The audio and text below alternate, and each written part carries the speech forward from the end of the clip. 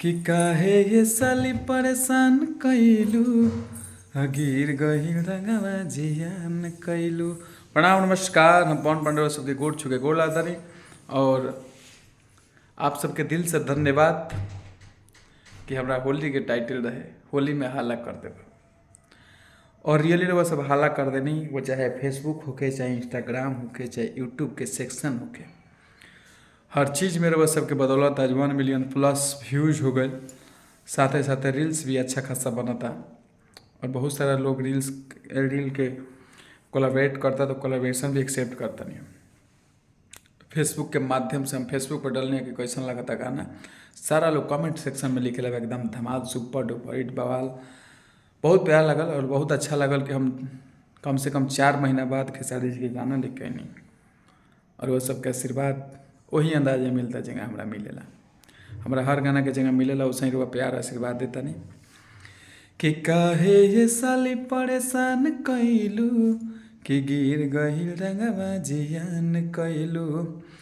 हरे रंगवा से काहे अब बहवे लड़ा जी हो कि रंगवा से काहे अब बहवे लड़ा जी तहरे बुलावे के रहे नुमरा जी। ए जीजा हो तो सारा बोली जीजा हाला क देब गोरे गोरे गलिया के काला क देब हो अरे रंगावा के नाली लहंगा पाला क देब गोरे गोरे मुखरा के काला क देब।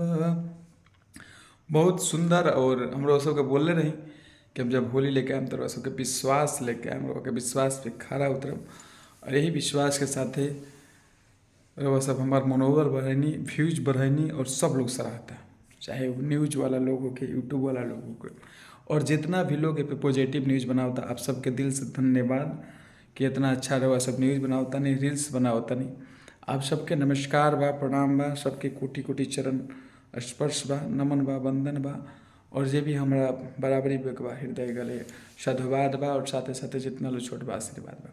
ऐसे ही प्यार द्वारा आशीर्वाद अपना पौना बन रही। अनंत फिल्म सेल बा, बहुत बढ़िया नाम बा अनंत। और